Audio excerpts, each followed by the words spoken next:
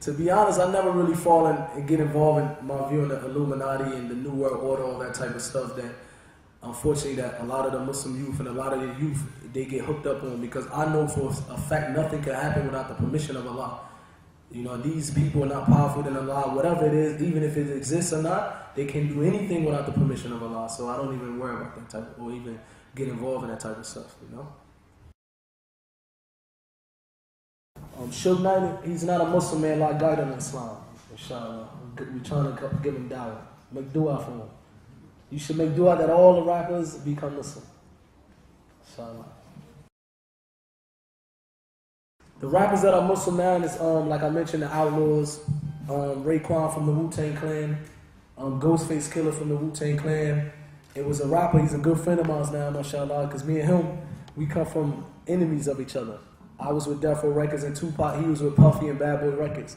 His name is Loon. I don't know if anybody know Loon. He used to be with Puffy and them, but now, alhamdulillah, we Muslims, we was literally enemies to each other. Like Allah says in the Quran that you was once enemies amongst each other on the brink of a pit fire. And Allah is the one that brought your hearts together and made you brothers in Islam. And when me and his brother read this verse together, we vouch that's the truth from the creator of the heavens and the earth. Because we was once at a time that we hated each other. And they tried everything to bring us together. They had Million Man marches in America. They had rap summits to bring the East Coast, West Coast beat together. And I never put a smile on my face at that brother until he became a Muslim.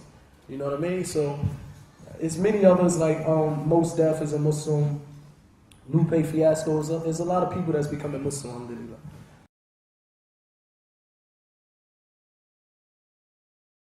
The Muslims in America, alhamdulillah, Muslims have it good in America. You can go to certain places, huh?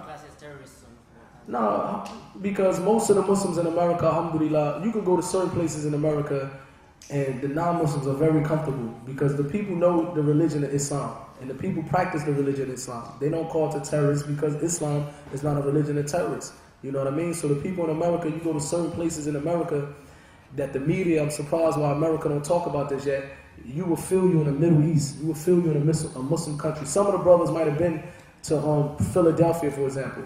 It will remind you of Birmingham. But Birmingham, mashallah, you have a majority of Muslims that come from Muslim countries. But if you go to Philadelphia, you will see Muslims that converted to the religion of Islam. All the stores are owned by Muslims. All the women is walking with niqab. The brothers wearing thos. The police department just won a lawsuit in the fire department that they can be a Muslim and grow their beard and still be a police officer. You hear salam alaikum everywhere you go. The kuffar grow their beards. The non-Muslims grow their beard. The non-Muslims wear their pants above their ankle. The non-Muslims respect Islam. The non-Muslims will tell you if the food halal or not. It's a very strong culture presence in Philadelphia, in certain parts of America that you would think you're in a Muslim country. You know what I mean? So the Muslims, we have it good, alhamdulillah. We really can't complain. We can practice our religion, alhamdulillah.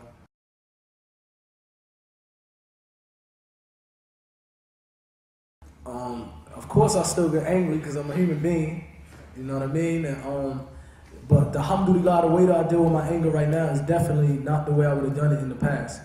Because right now, alhamdulillah, and I thank Allah for this, and I ask Him to make me better, but it takes a lot for me to get angry now. You know what I mean? It really, a person will really have to do something drastic before I really get angry.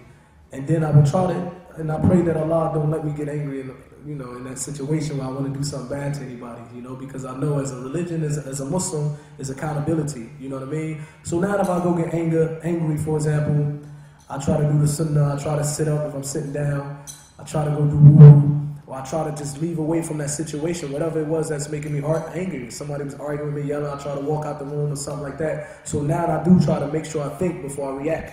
And back in the day, my anger, I had so much anger in me, I really didn't know. To be honest, I really didn't know where it was from, man, that I don't know. I used to blame it on the death of my mother and father and the way that I was brought up. You know what I mean? I wasn't brought up with, after the death of my mother and father, I wasn't brought up to make people feel sorry for me or people show me extra attention. I still was going through hardships all my life.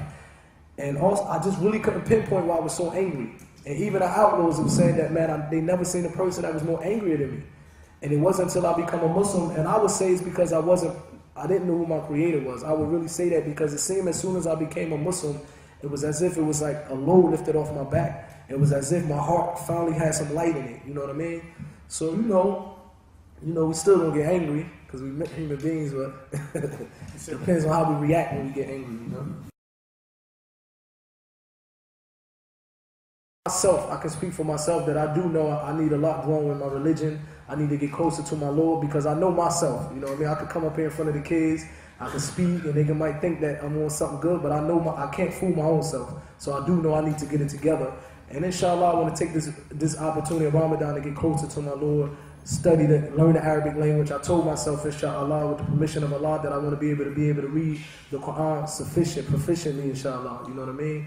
So I want to at least walk away from Ramadan better Muslim than I was previously, and I think we all should do that. I think we should use this to get closer to Allah, and we should understand that by us being able to live to Ramadan, we should take advantage of it because it's a mercy from Allah that He allow us to even fast during Ramadan. Many people cannot fast, so I think that the Muslim youth, let's use this opportunity there. When we walk out of Ramadan, we different in a better way than we was before we enter Ramadan, inshallah. I became Muslim 8 years ago.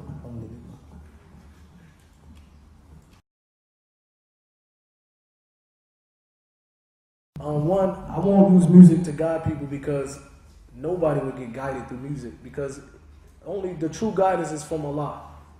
And the way we call somebody to Islam, of course, we learn our religion, but we cannot introduce something in the way of calling people to Islam. You know what I mean? So trying to call a person to Islam through music would be something that's not approved by Allah. We don't have no permission from Allah to do this. In fact, the Prophet Muhammad sallallahu alaihi wasallam, he told us to stay away from that. And also in the Quran, in Surah Luqman, ayah 5, I think, or ayah 6, Allah mentions this. And He used the word lado hadith, which means musical instruments. And He said that the shaitan will use that to try to guide people away from Allah. So as a Muslim, we only do what's permissible from our religion according to the Quran and the Sunnah. And we don't introduce anything into this religion of ours because it would not be accepted, you know. And like a brother told me before, if it was permissible, not even permissible, but if it was okay to guide people to Islam through music, and if it would have been a good thing, the Sahabas, they would have beat us to it. Allah would have honored them to do it first, not us, you know. So we stay away from that, inshallah. Yeah, I was explaining earlier, when I left the music industry and I became Muslim, I said to myself, well, I'm going to guide people to Islam with music. Because this is what I thought was permissible, you know what I mean?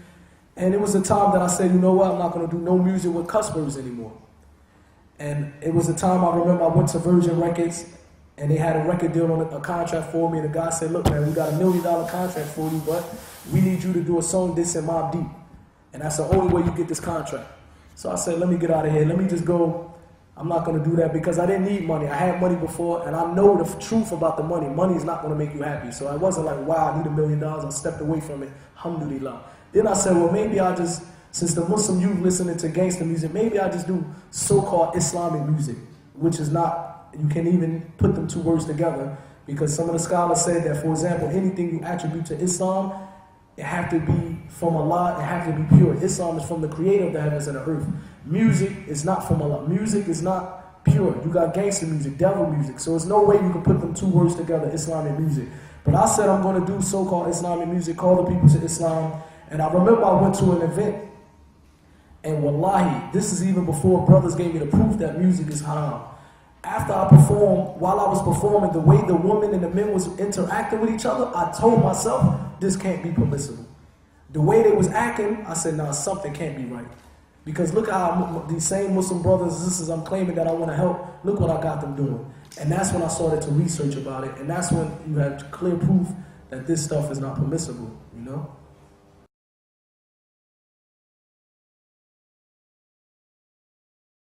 Because the first time that I read the Quran, it was in the English translation. And when I started reading it, I knew that a man cannot come up with these words. Because I was around people like Tupac, who was a poet. And Tupac, when it comes to writing, no doubt about it, he's a genius. He could put some words together.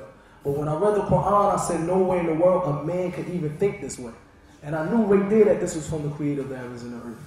And that's why I asked if there's any non-Muslims in here, man, that you should really, before you judge the religion of Islam from the Muslims, you should really take your time out, try to read the translation of the Quran, try to read the biography of the Prophet Muhammad. It's not going to hurt nobody. It's not going to kill you. The only thing that you can at least say you walked away with from, if you don't accept this religion, is at least you have more understanding of this religion. And at least you will have some, you definitely will walk away with some respect for this religion.